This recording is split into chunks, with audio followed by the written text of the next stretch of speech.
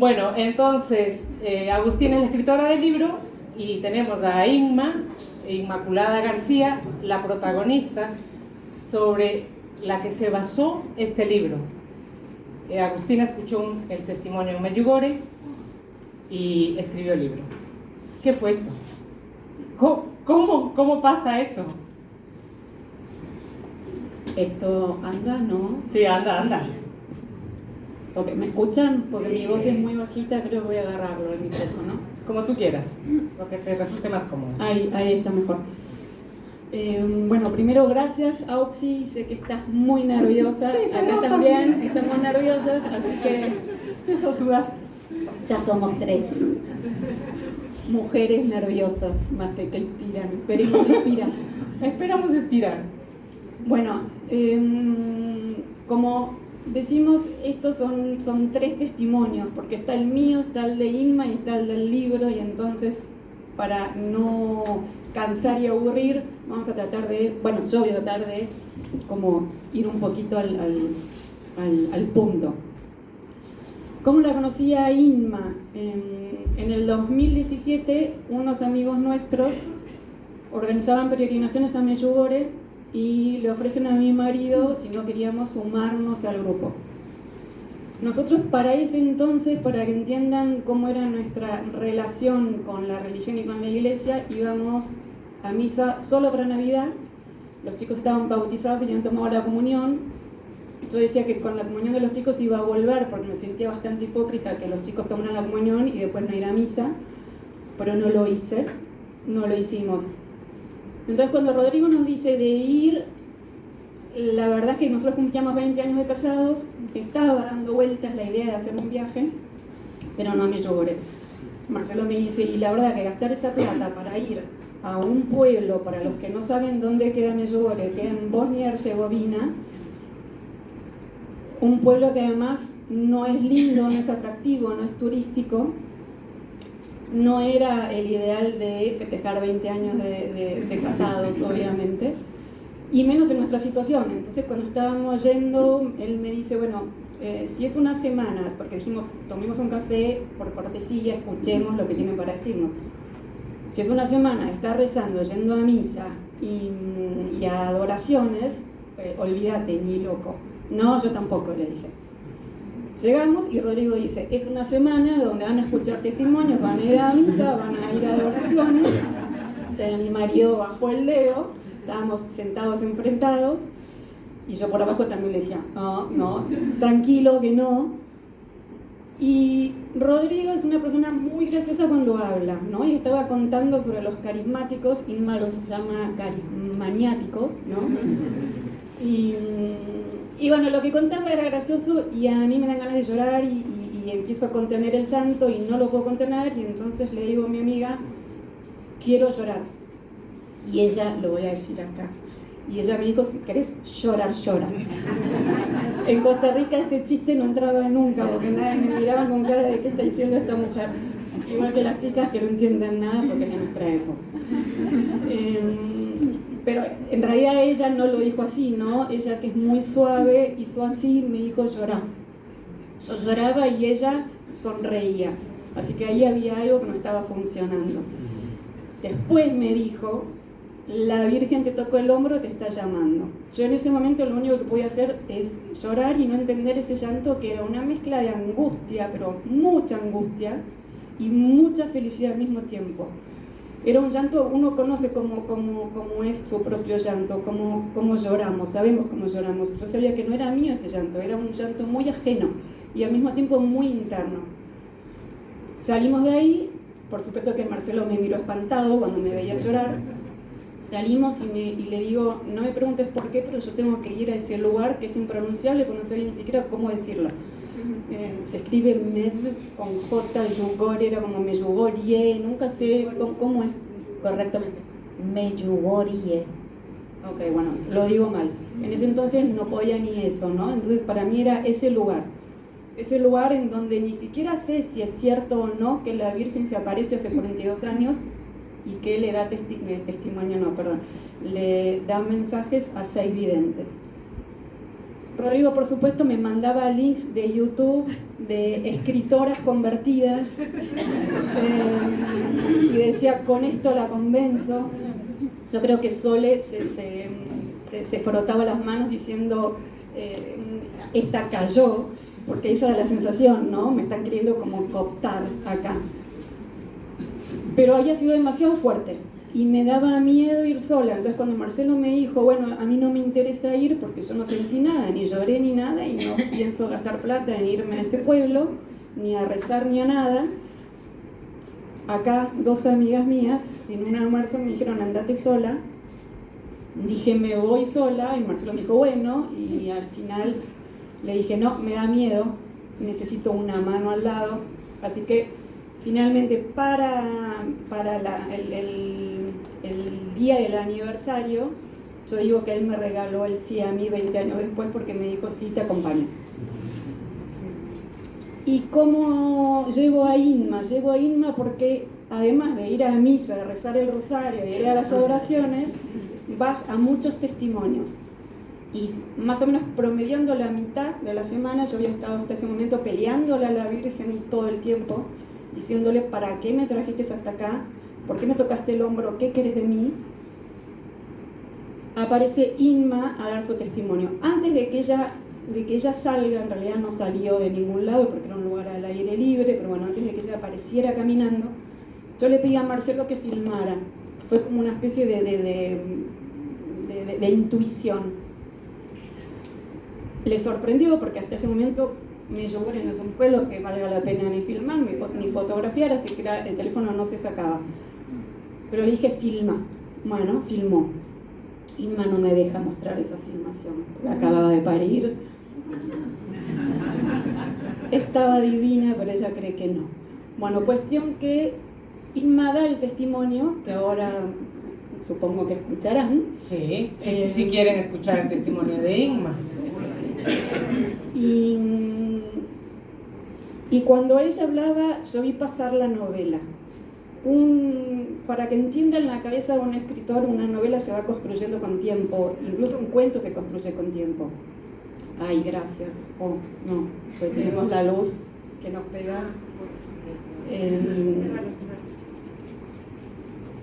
Bueno, una novela no pasa por tu cabeza como una película en la que te sentaste en el cine y estás frente a la pantalla. Una novela sale de una imagen, sale de una idea, tenés que ir de a poco construyendo los personajes. Incluso cuando alguien viene y te hace un cuento que vos decís, uy, esto es literario, está bueno, te quedan cositas sueltas.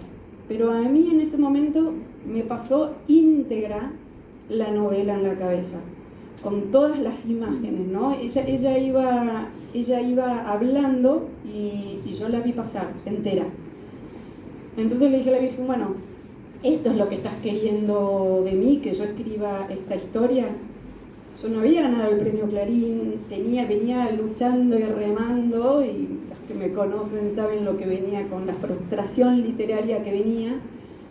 Y entonces yo decía, no soy la indicada, soy una escritora muy chiquitita en Argentina, del otro lado del mundo. Si llego a vender, voy a vender en pesos.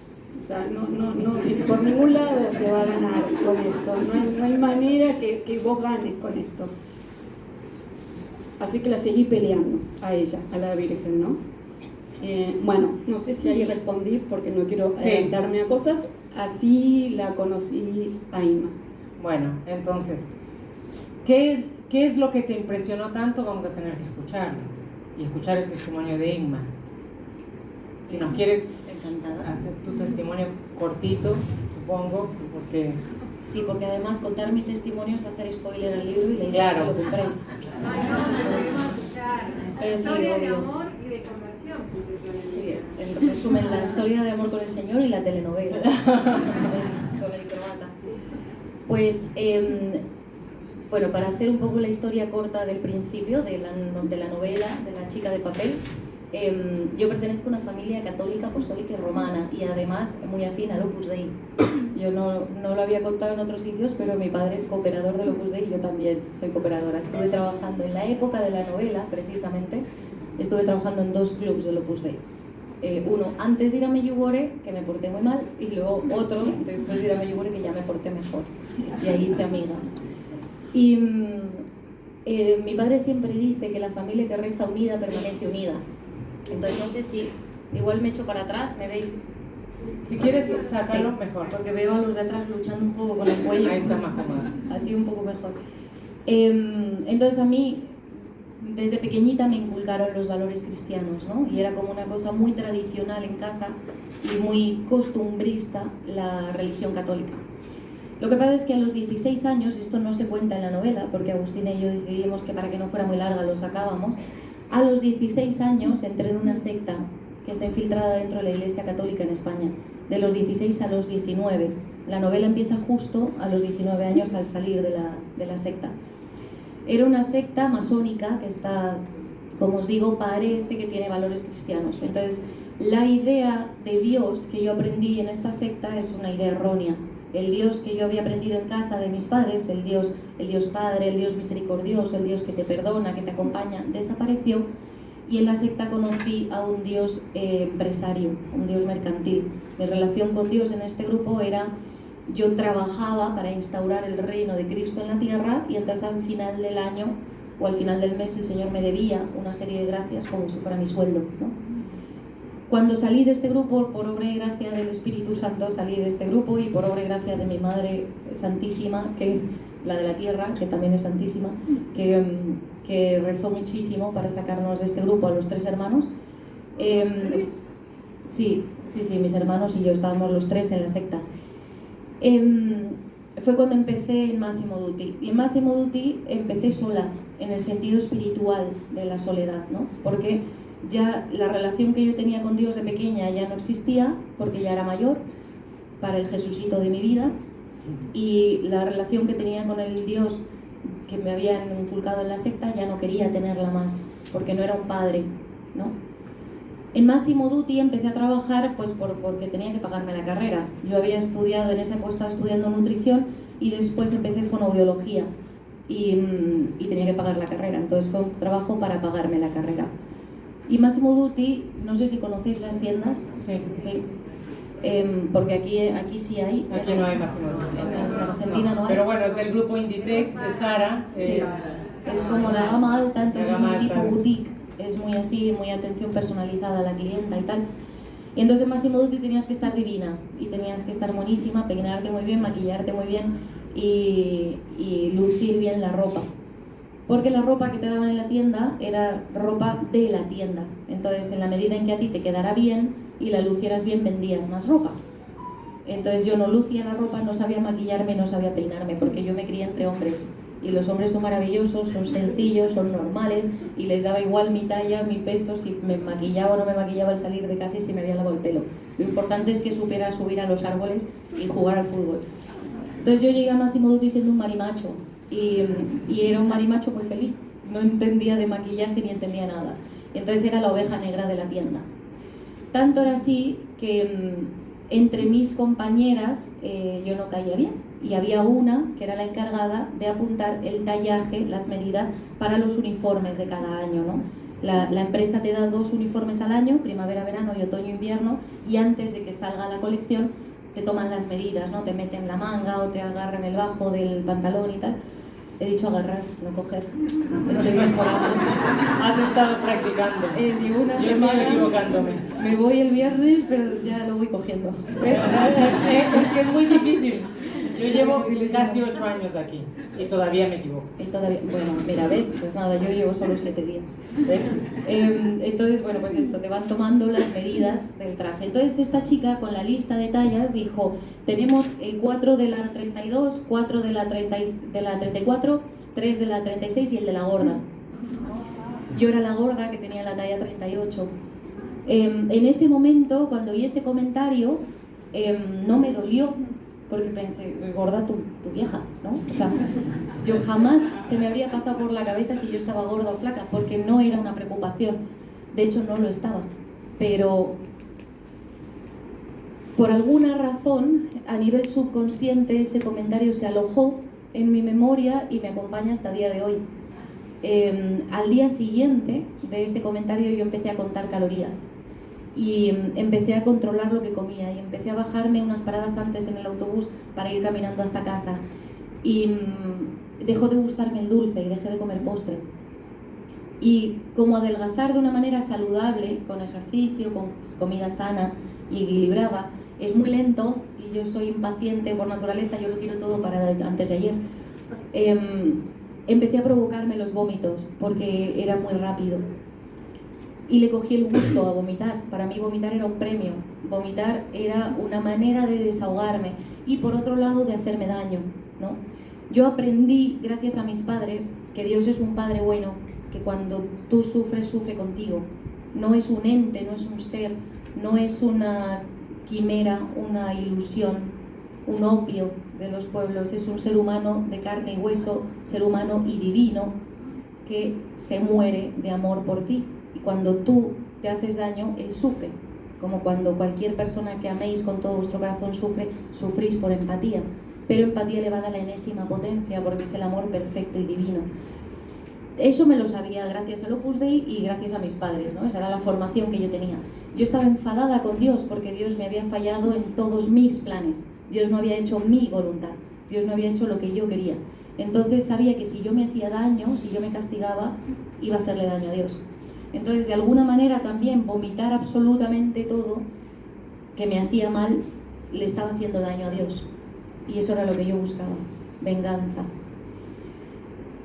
Como evidentemente el trastorno bulímico es un trastorno complejo que lleva al desorden en todos los aspectos. No solo es un desorden alimenticio, sino es un desorden en la apariencia física, un desorden en la sexualidad, un desorden en la afectividad, en todos los aspectos, ¿no? Entonces, ese proceso autodestructivo fue creciendo hasta que acabé en Medjugorje, ¿no?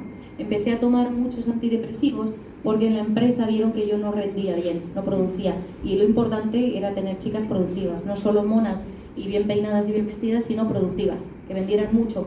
Y como yo estaba pasada de vuelta todo el tiempo porque estaba vomitando y apenas tenía energía, pues producía mal. Entonces dijeron, estás ansiosa, estás deprimida, vamos a medicarte. Entonces me enganché a los antidepresivos, porque los antidepresivos me llevaban de viaje. Y todo lo que fuera evadirme de la realidad, salir de Inma, a la que aborrecía, a la que no podía soportar, pues era bien recibido. En esa época igual empecé a fumar marihuana por lo mismo, porque me sacaba de la realidad y empecé a beber muchísimo alcohol por lo mismo, ¿no? En este marco terrible de autodestrucción, evidentemente mis padres católicos, apostólicos y romanos se dieron cuenta, ¿no? Y mis padres hicieron una cosa maravillosa que está muy, muy bien narrada en el libro, por eso yo me conmoví tanto cuando tuve que enfrentarme al libro de la chica de papel en papel, porque parecía como si Agustina conociera a mis padres en persona, ¿no? Porque plasmó muy bien el sufrimiento de mis padres. Lo que hicieron mis padres en aquella época fue el principio del fin de mi crisis. Mis padres lo que hicieron fue guardar silencio.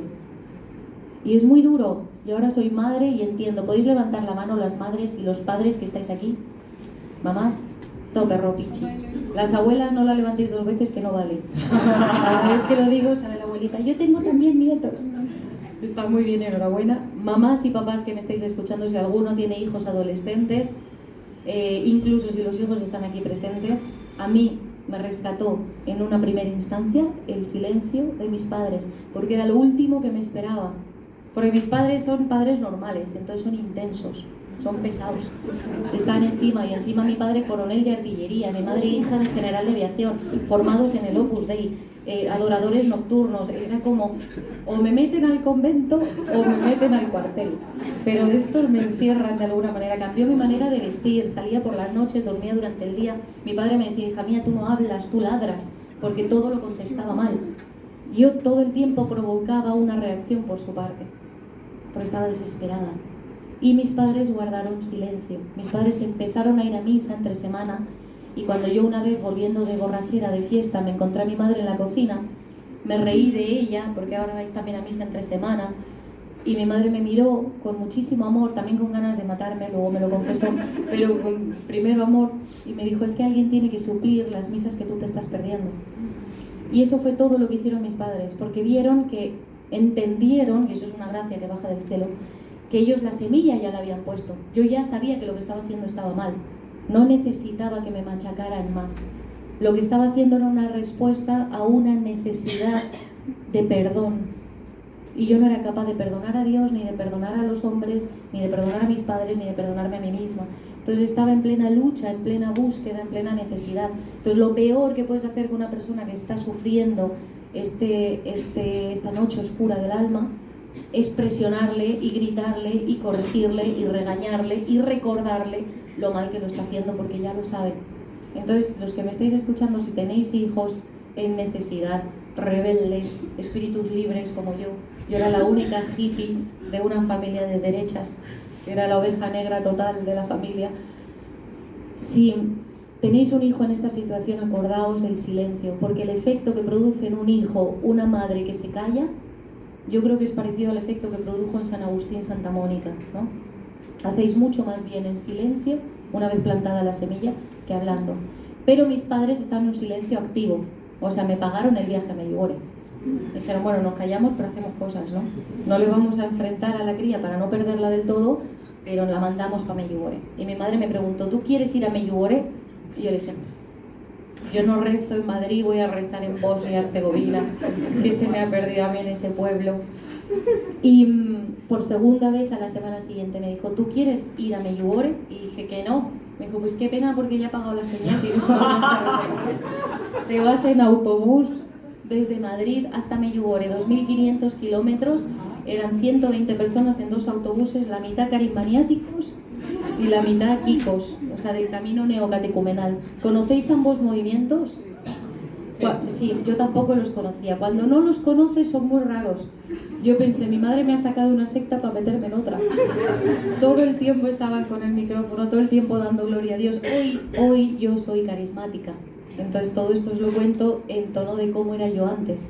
Pero no que nadie me interprete mal, porque es con toda la admiración y el respeto a ambos movimientos, ¿no? Primavera pentecostal, como el Opus Dei. Pero en ese momento eran muy raros y no soltaban el micrófono ni con agua caliente, y eran laudes y vísperas y completas, y a las 3 de la tarde la coronilla, que decía, se inventan oraciones sobre la marcha, no hay tantas oraciones en la iglesia. ¿Qué es eso de la coronilla? Y todo el rato repitiendo, diciendo, estos creen en los mantras porque están todo el rato con lo mismo. Luego el rosario, por supuesto. Luego parábamos donde fuera para celebrar misa, y cuando celebrábamos misa los kikos, los del camino, se ponían a girar en torno al altar. Y de ahora, ¿qué les pasa? Porque Dios celebra, no sé si conocéis ese baile de alabanza, ellos al final de la misa dan gracias a Dios por la Eucaristía bailando en torno al altar, ¿no? Es muy bonito. Cuando no lo conoces es muy raro. Cuando ya lo entiendes es precioso, ¿no? Y ahí me fui yo para Medjugorje, pueblo herzegovino donde se aparece la Madre de Dios, con todo este percal de fanáticos, ¿no? Medjugorje, como bien decía Agus, es feo. Que nadie vaya a Medjugorje esperando casco antiguo, esperando grandes avenidas, esperando hoteles, restaurantes. Bueno, restaurantes hay un montón y está muy rico todo, ¿verdad? Es que aquí en casi primera fila hay una peregrina nuestra, amigrina, porque ella es amiga, fue peregrina pero ahora es amiga, entonces es amigrina. Y entonces ella sabe que Medjugorje la comida está rica, pero ya está, Medjugorje es un pueblo muy feo. Digo, yo me hago 2.500 kilómetros con los carismaniáticos y los kikos para llegar a esto. Entonces, cuando todo el mundo iba a misa, yo no fui tan dócil como Agus. Agus al menos se acercaba a la parroquia. Yo sabía lo que me iba a encontrar. Digo, si voy a la parroquia, lo mismo me sale un cura, una monja y me convencen. Entonces digo, me voy a alejar porque son peligrosas las monjitas. Estas te dicen 4 cosas y ya te conviertes, ¿no? Entonces dije, ¿dónde puedo irme que esté a salvo, ¿no?, de todas estas vainas? Y me fui a un bar. Y me metí en el bar, y era un bar que iba de camino a la parroquia. Entonces yo acompañaba al grupo hasta la parroquia y me paraba en el bar a beber. Y el camarero que me traía las cervezas, como ya sabéis casi todas, es mi marido Josip. Así nos conocimos. Por eso cuando yo volví a casa, mi madre me decía, si quieres hacer reír a Dios, cuéntale tus planes. Porque yo fui a Medjugorje con la idea de que no me tocara nada, no acercarme a las monjas, no acercarme a los curas, no sea que me conviertan.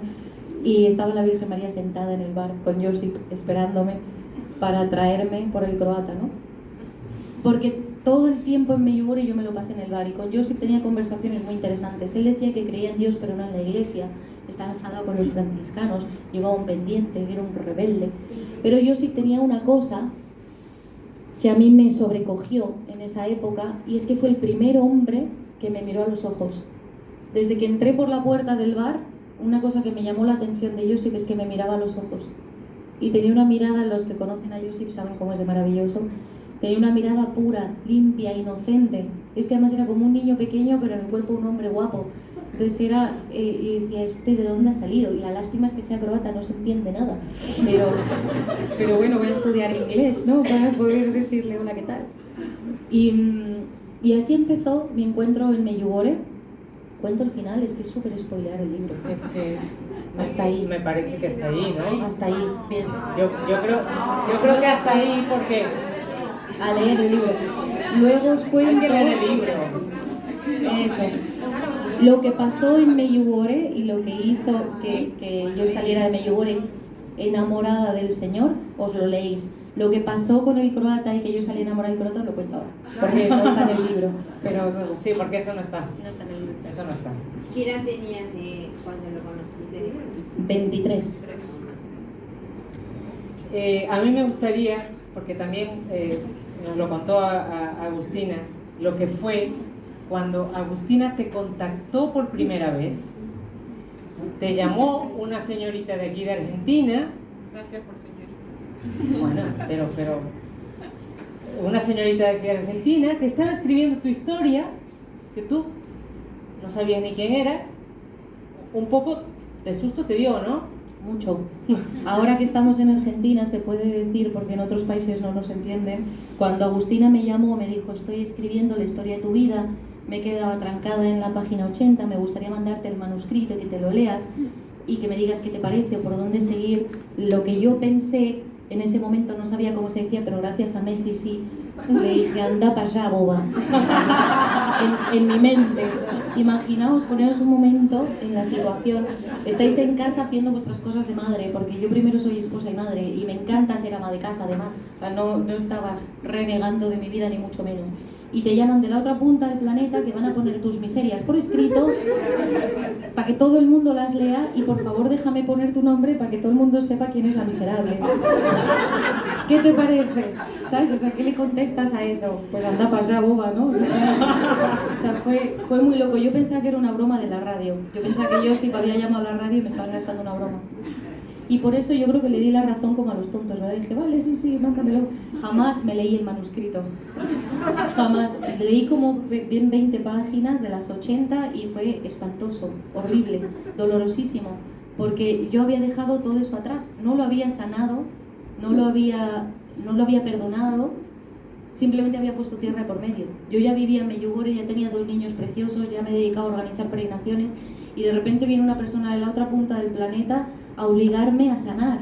Y yo solo quería olvidar, quería que todo eso se quedara atrás, ya no era esa Inma, ya no consumía cosas, bueno, sigo fumando, pero cosas legales, ya no tenía nada que ver con esa vida.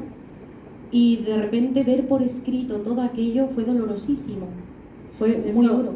Eso lo plasmaste muy bonito en el prólogo, porque pusiste, Agustina me había leído el alma, me conocía mejor que yo misma. Y fue a raíz de todo eso que entraste en el proceso de sanación, de reconciliación contigo misma, con tu pasado.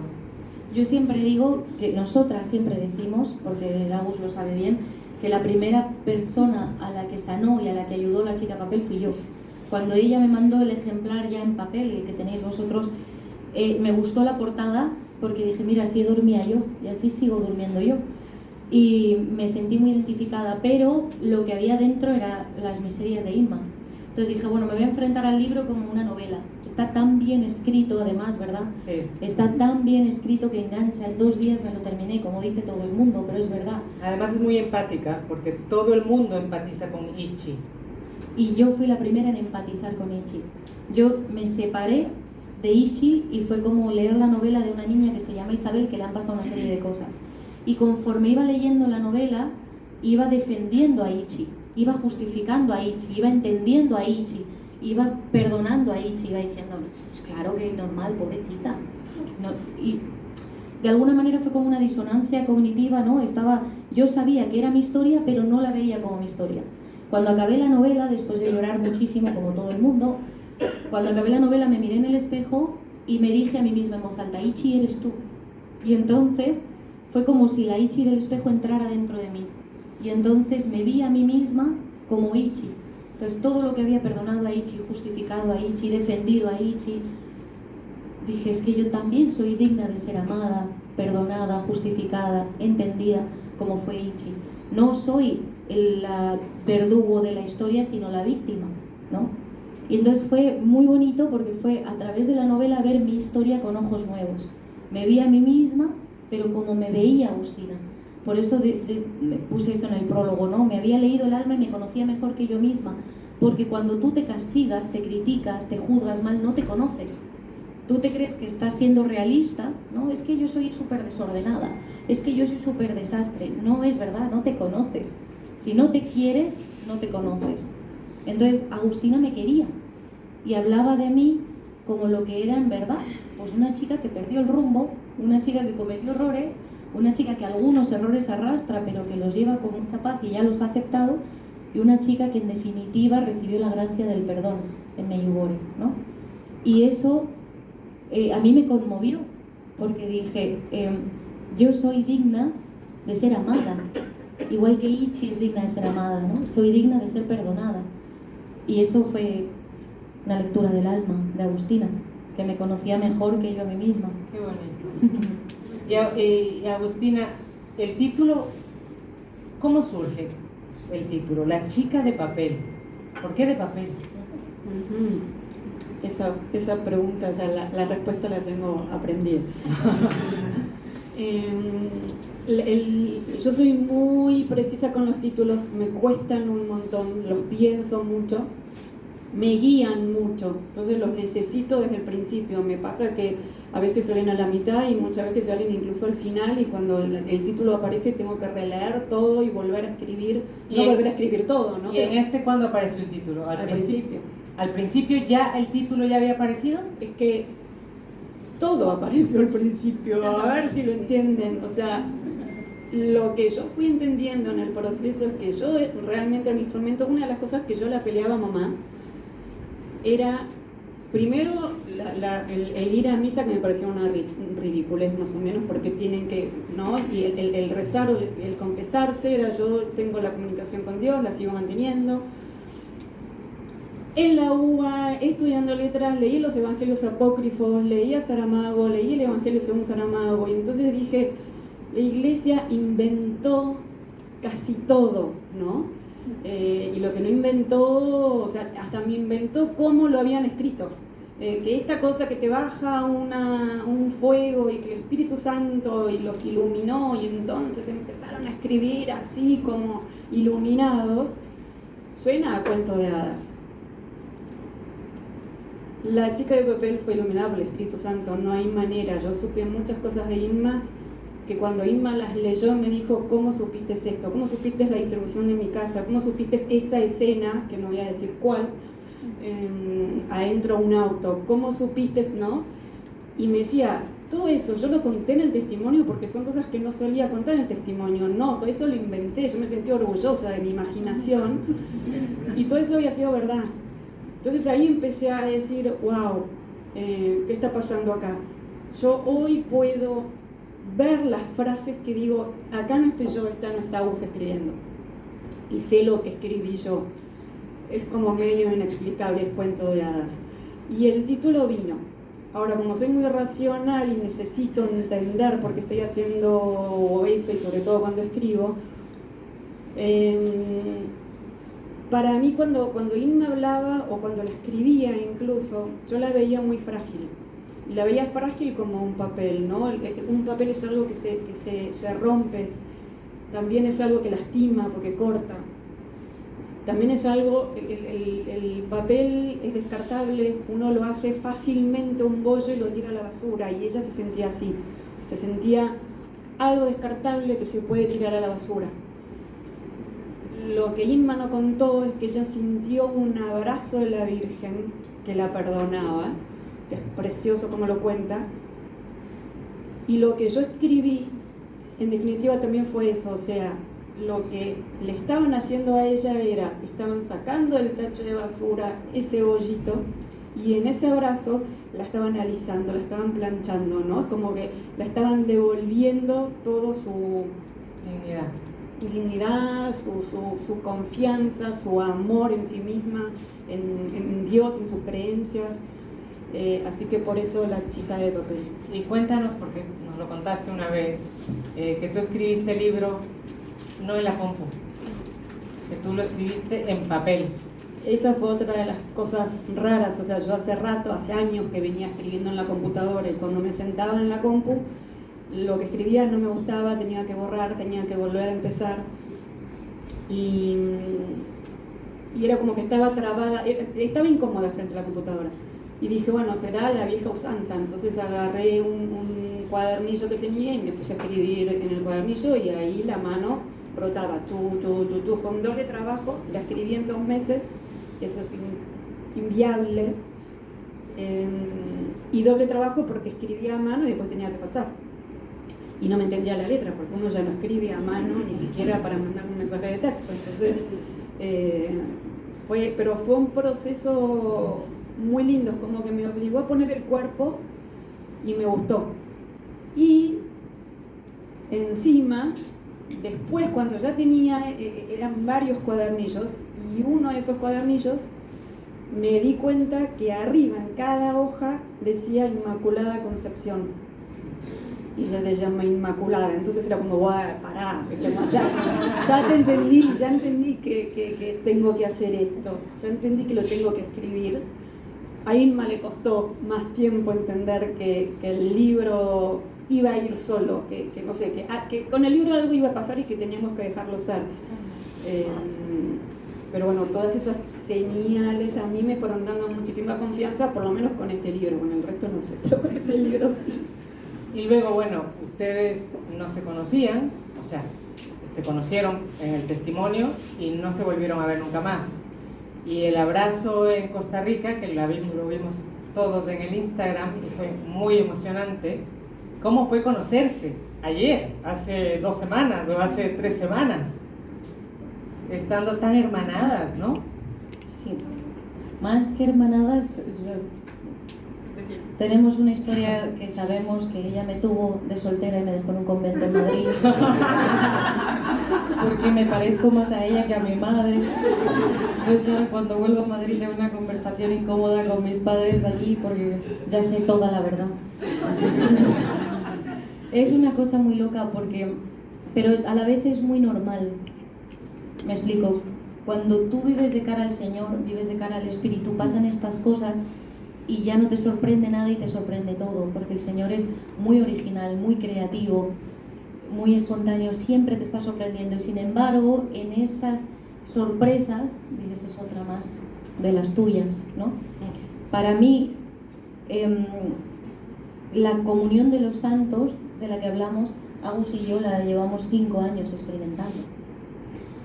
Separarnos el viernes que viene va a ser muy difícil para ellos y para mí, evidentemente. Además ahora ya encontré a mi familia por fin, entonces va a ser muy duro, pero por otro lado es estupendo y es normal, porque de alguna manera Agus y yo siempre estamos conectadas. Hemos vivido cosas muy duras juntas, ella se ha comido cosas muy duras de mi vida y las ha tenido que aguantar post novela, la cara B de la chica de papel. Y no sé, es como que ya nos conocíamos y son estas amistades. Esto queda un poco pretencioso, pero es un ejemplo. Una amiga mía dice que el Señor permite que en las épocas en las que coinciden los santos, entre ellos se conozcan para darse apoyo, darse ánimos y tal. Entonces suena pretencioso porque me voy a comparar con los grandes santos, pero para que entendáis, porque al final nosotras estamos llamadas a ser santas, ¿no? Entonces, en la época de San Juan Pablo II estaba Santa Teresa de Calcuta y se hicieron amigos. En la época de San Francisco Javier existía San Francisco de Asís, con Santa Clara de Asís y se hicieron amigos. San Ignacio de Loyola era maestro y amigo de San Francisco Javier. Santa Teresa de Ávila, amiga y compañera de San Juan de la Cruz. Siempre 2 a 2.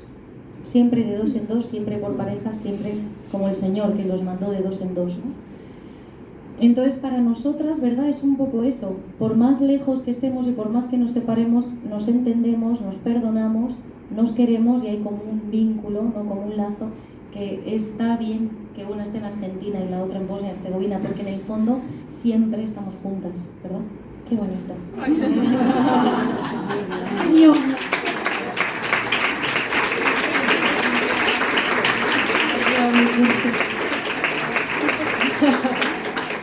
No sé si hay preguntas. Agustina, tenés que volver a Medjugorje a dar tu testimonio. Ahí te he visto bien. Y traerte a toda la familia y amigos. Eso. Vamos todos con Yo Agustina. encantada. Vamos todos contigo. Pero eso iba a contar Sí. al final de lo que no estaba en el libro. La historia de amor. La historia de amor. No pueden pasar sin la novela. ¿Qué te parece? Hay que darle al público lo que quiere. El amor es importante. Y el Obvio. romanticismo forma parte de todo. Y Está muy mi bien. historia de amor con la Virgen María y con el Señor empezó porque me enamoré de Josip. O sea, el Señor sabía cómo engancharme. Si yo no hubiera conocido a Josip, no habría entrado en Medjugorje. Yo me fui a vivir a Medjugorje por Josip. Y yo no dejo Madrid por cualquiera. Entonces, a raíz de ese amor por Josip, ese amor humano, vino todo lo demás. Pues yo volví de Medjugorje, esto fue en agosto, toda la novela transcurre en el Festival de Jóvenes, que es la primera semana de agosto del año 2010. Y la novela termina cuando acaba el Festival de Jóvenes y yo ya me vuelvo para mi casa. Nosotros siempre le decimos a los peregrinos, de que hay una para verificar, que Medjugorje empieza la vuelta. Es a la vuelta a casa cuando tú notas que no vuelves solo, que no vuelves sola. Independientemente de lo abierto que hayas estado de corazón, alguien se te pega y te acompaña y se empeña en hacerte feliz. Y yo volví de Medjugorje confusa, porque lo único que había hecho en Medjugorje era la confesión y ligarme al camarero, entonces había muchas cosas ahí dentro gestándose, pero no entendía nada, ¿no? Pero no volví sola, yo volví de Medjugorje acompañada. Entonces, todo ese proceso de conversión, evidentemente hay un punto que es un antes y un después en la conversión, casi todas las conversiones, pero la conversión es un camino, es un proceso, es una determinación de decirle sí a Jesús todos los días, ¿no? Es una determinación de la voluntad, no de los sentimientos, ¿no? El amor ágape, el del Hijo, quererte a ti, ¿no? El quiero quererte, ¿no? Eso es la conversión. Entonces, todos los días yo me levantaba diciendo, Señor, que la cabra tira al monte, que a mí pecar me gusta mucho, que se me da muy bien pecar. Como no me ayudes, me condeno. Entonces tú verás lo que hacemos, pero si tú quieres quedarte conmigo, manifiéstate, ¿no? O sea, haz cosas que me salven, porque yo me condeno. Entonces el Señor se lo tomó muy en serio, porque era una oración del corazón, era un grito de auxilio, ¿no? Y yo sobre todo sí que sentí a la vuelta de Medjugorje que había cosas que no quería hacer porque María estaba mirando. Yo llegué el 12 de agosto a Madrid, el 13 de agosto tenía una habitación reservada con un tío con el que estaba de rollo, porque yo estaba convencida que Medjugorje no me iba a cambiar, no me iba a tocar. Medjugorje era para viejas, ¿no? Que se creen estas cosas. Y cuando me tocó decirle a este hombre, mira, es que yo no quiero llevar a María a un hotel, ¿sabes? Porque yo sabía que María venía conmigo, era una sensación. Y digo, yo no puedo hacerle eso a la madre, ¿no? Me había abrazado en Medjugorje y ese abrazo se me quedó y yo no quería hacerle eso a María, ¿no? Entonces fue, ¿cómo hacemos, Señor, para seguir juntos en este mundo que solo quiere separarnos, ¿no? Y esta tendencia al pecado que tengo yo, que es más fuerte que yo, que me separa de ti. Y en eso también entró Josip. Porque cuando yo estaba en Madrid, yo fui en agosto, en octubre me llega una carta a mi casa del croata, en inglés. Porque el pobrecito había intentado comunicarse conmigo por Facebook, por email, por todo, pero como yo estaba un poquito bebida, cuando le di todas las cosas, pues se las di todas mal.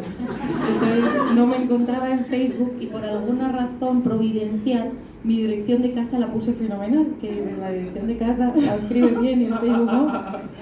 Así soy yo. Entonces el Facebook se lo di mal, el mail se lo di mal, pero la dirección de casa bien. Y me mandó una carta a casa. Y me dijo que de todas las personas que había conocido en el Festival de Jóvenes, no entendía por qué él tampoco no conseguía sacarme de su mente. Sí, lo sé. Y esa carta la tengo guardada como oro, ¿no? Y a mí me conmovió esa carta. Y mi madre, os podéis imaginar quién es, qué dice el croata, la puedo leer. Estaba en inglés, entonces gracias a Dios no tiene ni idea de inglés, ella es de las de francés. entonces no se la leyó.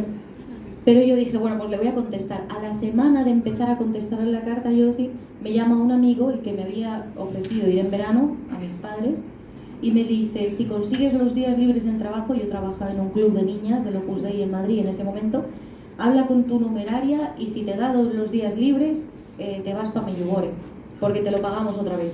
Y yo, uy. Y hablé con mi numeraria, que era maravillosa, y le dije, mire, es que, ¿te acuerdas del santuario ese que no me gustaba nada? Pues sí que me ha gustado, y me vuelven a invitar. Y que quiero ir, porque es que además hay un croata que es guapo. Y ella, que era buenísima, me dijo, sí, porque además eran 2 días de trabajo nada más, te cubre alguien, sí, vete para Medjugorje y haces la peregrinación como Dios manda.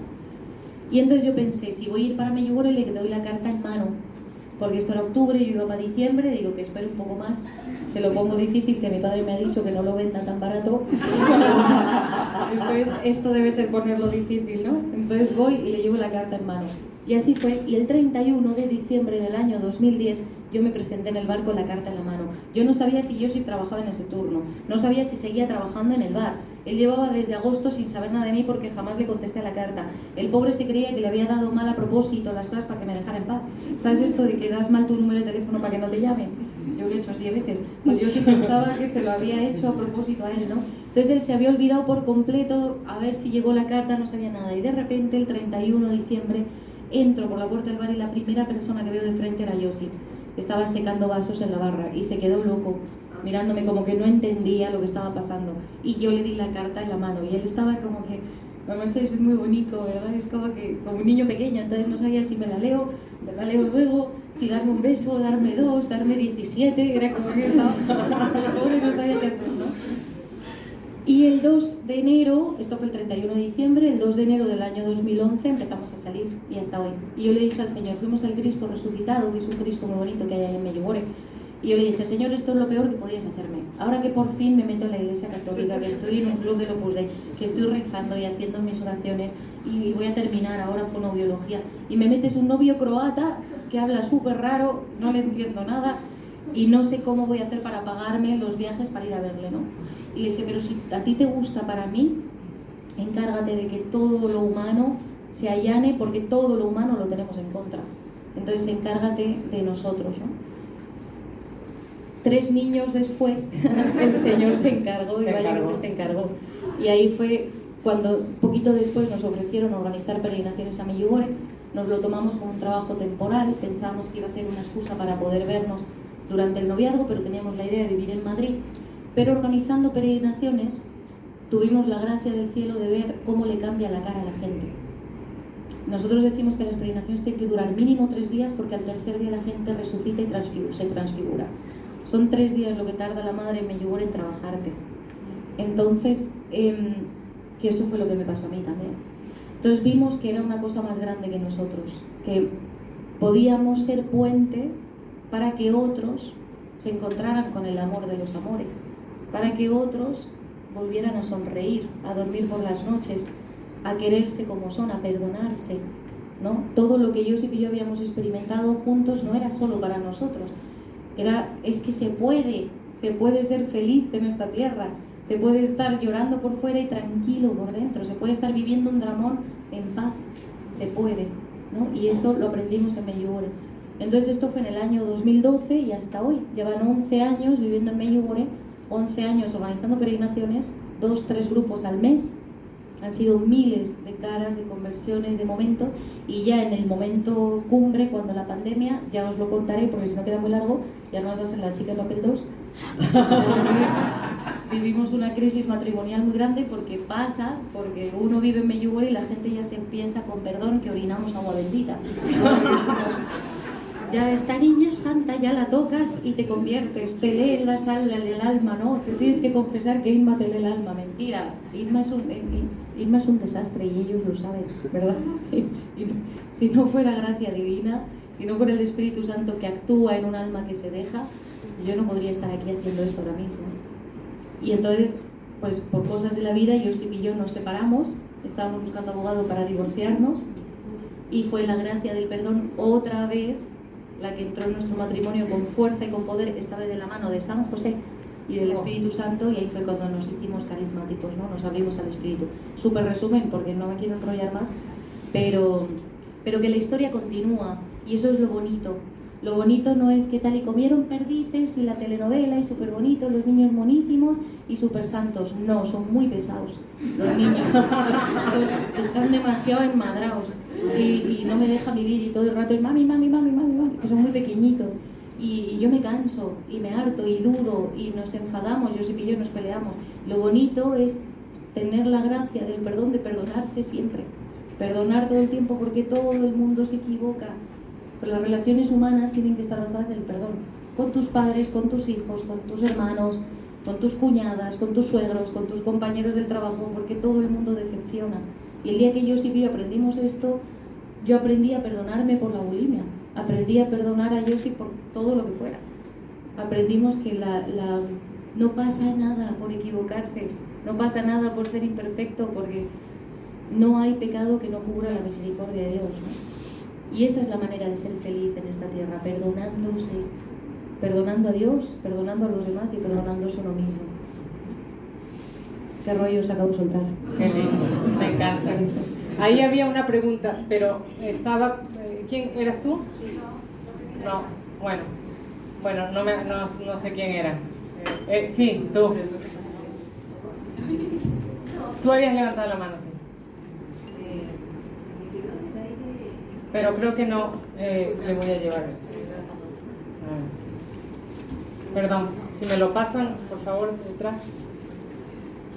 Si no, no te oigo. Hola.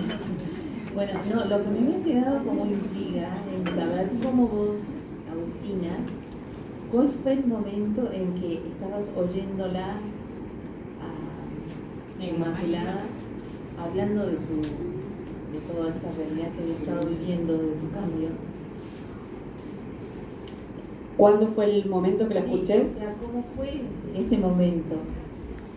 En realidad fue...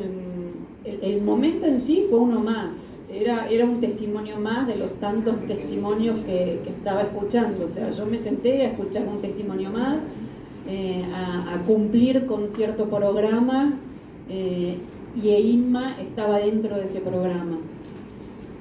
De hecho, vos no estabas, o sea, espiritualmente tampoco estabas tan creída de las cosas que estaban sucediendo. No. Inma dice que cuando ella fue, sentía que era el parque temático de la fe, porque había colas para cada cosa, ¿no? Cola para tocar al Cristo, cola para confesarse, cola para... Yo, como fui peleadora, también peleaba eso. Era como que nosotros tuvimos una aparición extraordinaria. O sea, nosotros íbamos para la aparición del 2 de junio del 2017. Y el mismo lunes que llegamos viene la guía, así como exultante, estábamos comiendo y dice: tengo una buena noticia, va a haber una aparición extraordinaria.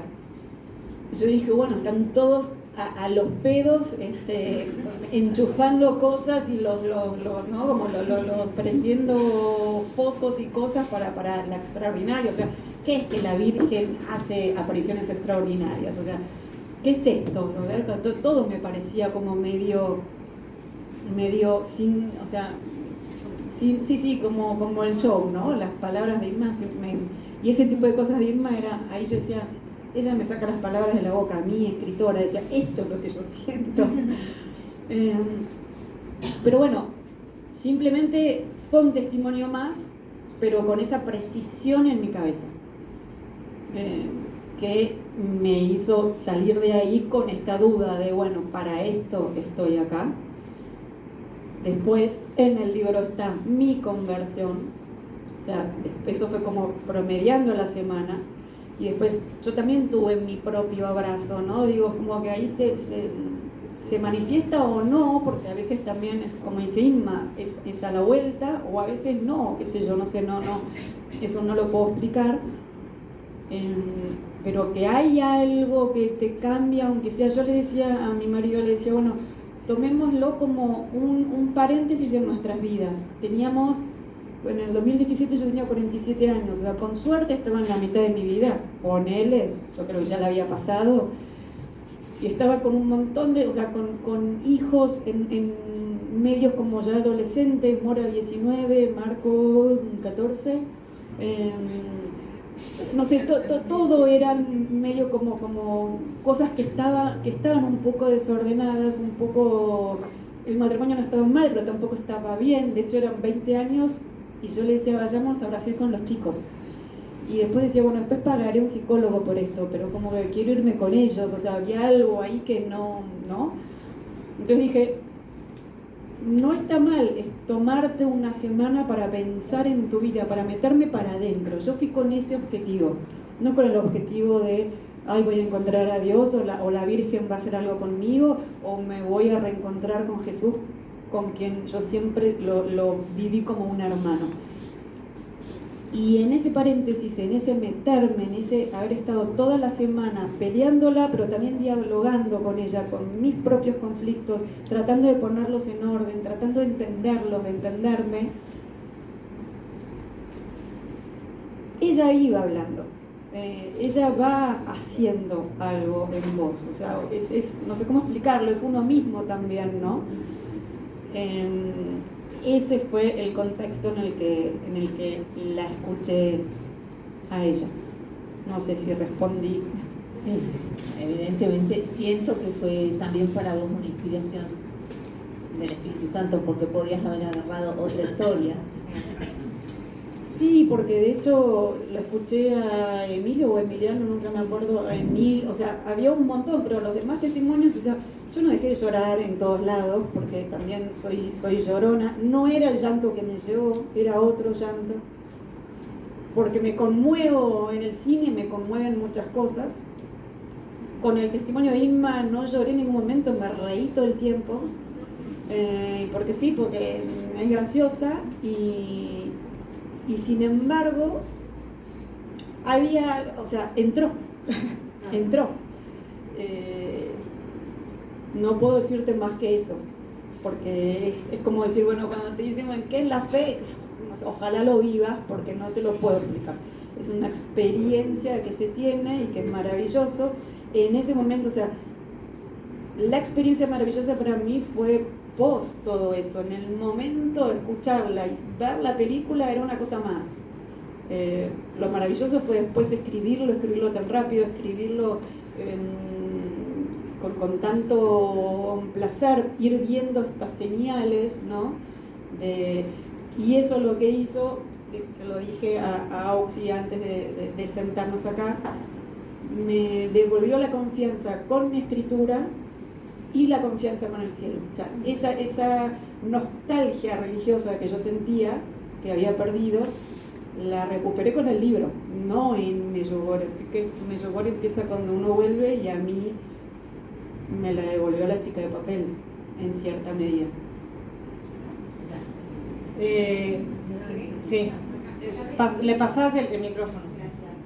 Inma, cuando contaste lo de vos y tus hermanos, inmediatamente me puse en el lugar de tu mamá y de tus padres y dije, qué dolor para esos padres, ¿no? Y qué heroico como ese silencio, que realmente te agradezco que nos lo digas, porque a veces nosotros hablamos de más y cómo herimos, ¿ves?, a nuestros hijos sin darnos cuenta. ¿Cómo tomaron tu conversión tus hermanos y cómo te siguieron?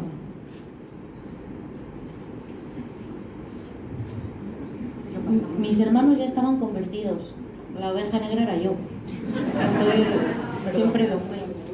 Y entonces todos con una alegría inmensa. Lo primero que me dijo mi padre el 12 de agosto del año 2010, cuando yo bajé del autobús, fue: qué guapa estás, porque le impresionó que la cara con la que salí de Madrid y la cara con la que volví. Entonces tiene que ser real si el cambio físico se puede notar. No sé cómo deciros, no puede ser una quimera, una ilusión. Y estaban todos tan contentos, la verdad. Luego ya no tanto, porque me casé con el croata y me llevé a los 3 únicos nietos bueno, ahora tienen más nietos, pero a mi madre le costó más la separación de que me cambiara de país que decía, si lo sé te mando al Escorial, que está aquí al lado. Claro. Hay otro lugar de apariciones. O a Fátima, que está en la península ibérica. Porque les costó. Pero para ellos es un regalo para toda la familia, porque de hecho lo es. Cada vez que pasa cualquier cosa, mi madre me lo manda. En plan, pídele a la Virgen, por favor, súbete al monte y ponme esto. Entonces mi madre dice, nosotros tenemos un pulmón espiritual en Medjugorje que está conectado a Madrid y sentimos las gracias que vienen directamente desde Medjugorje porque allí tengo una hija. Yo le he entregado a la Virgen María una hija. Yo me llamo María Inmaculada porque mi madre me consagró antes de conocer a mi padre. O sea, imagínate qué previsora. O sea, es tremenda mi madre. Y entonces, antes siquiera de tener novio, ya dijo, yo a la primera niña la consagro y la llamo María Inmaculada. Yo habría sido Bárbara, porque es la patrona de artillería. Entonces, esto para mis padres es una bendición, porque es un pulmón, o sea, se nota. Así como todo lo malo se contagia, todo lo bueno también. Entonces, el hecho de que yo haya consagrado mi vida a hablar bien de las cosas buenas, a que la gente se acerque al Señor, a que se perdonen, se quieran, vivan su vida de una manera más fácil, porque con Dios todo es más fácil, pues se tiene que notar en mi casa y están encantados. Mis hermanos están encantadísimos. Creo que una pregunta o dos y ya. Aquí Dos. había una y allá. Aquí una. Esta. Isma, mira, me encantaría escucharte lo que sentiste en aquellos momentos donde lo que yo interpreté era que vos la provocabas a la Virgen, le hacías preguntas de cómo tenías que ser, que te diera señales cuando estabas en Medjugorje. Una vez fuiste a una capilla y sentiste que la Virgen había rotado la cabeza. Eso quiero que me Esa soy yo. cuentes. Esa es Agustina. ¿Qué Sí. sentiste ahí? ¿Qué sentiste ahí de carne y hueso? Un amor, y me voy a poner a llorar, Sí, esa me hizo llorar. inconmensurable. Una entrega que cuando la pierdo digo, puta, ¿por qué no vuelve, no? Porque como somos humanos la perdemos y la perdemos porque la perdemos nosotros, pues como dice Inma, ella está todo el tiempo, ¿no? Es ella o ellos, porque para mí son como el cielo, porque no sé, como no los ves, no sabes cuál de ellos viene. Pero el momento ese donde yo vi, para los que no saben, fue al final, era el último día, estábamos en una capillita en Tijarina y ahí está la imagen, una de las imágenes con las que se conoce a Medjugorje. Y como yo ya venía entregada por otras cuestiones, me puse de perfil a la imagen. La imagen estaba acá mirando como hacia ustedes y yo estaba como así. Me puse a filmar y bajo el teléfono y le digo, acá me tenés, porque ya estaba entregadísimo. Y yo la vi, y esto lo aprendí en Costa Rica con Inma, porque yo digo que en esto soy una analfabeta espiritual y una analfabeta, sí, no sé la palabra si religión o qué, pero llevo 5 años nada más. Con Inma aprendí que eso es una moción, ¿no?, del Espíritu Santo, o de la Virgen también, puede ser, voy aprendiendo, me voy olvidando las cosas que aprendí. Yo lo que vi fue la imagen moverse un poquito, no llegó a mirarme de frente, sonrió y me contestó, ya lo sabía. La emoción es eso, ¿no? Es lo que locución es cuando lo escuchás, emoción es cuando suena en tu cabeza o en tu corazón. ¿Qué le habías preguntado? ¿A qué te contestó? No, yo le dije, acá me tenés, y ella me dijo, ya lo sabía. Y ahí, se me cayó el teléfono al piso y se me vino todo el recorrido, ¿no? O sea, es el recorrido de... ella ya sabía que yo iba a almorzar con las chicas y que me iban a decir, andate sola. Ella ya sabía que Marcelo me iba a decir que no. Ella ya sabía que iba a estar Inma, porque Inma nunca había dado su testimonio a grupos ajenos y nunca más lo volvió a dar. Y esa vez lo dio porque este amigo nuestro Rodrigo sabía el testimonio de Inma, y en nuestro grupo había un matrimonio con una hija con problemas alimenticios. Entonces, a él le interesaba, y de hecho este matrimonio después se quedó charlando con Inma. Y en realidad, Inma me habló a mí. Le habrá dicho algo a ese matrimonio, seguramente, no lo dudo, pero el testimonio de Inma tenía que estar porque yo tenía que escucharla para escribir el libro. O sea, entonces, por eso cuando Inma me dijo ¿por qué mi testimonio en otro? Yo le contesté, no tengo ni idea. Lo único que te puedo decir es que siento que tengo que escribirlo. Y a lo sumo habré perdido tiempo, pero no lo creo, porque como yo ya sabía que ella lo sabía, nada.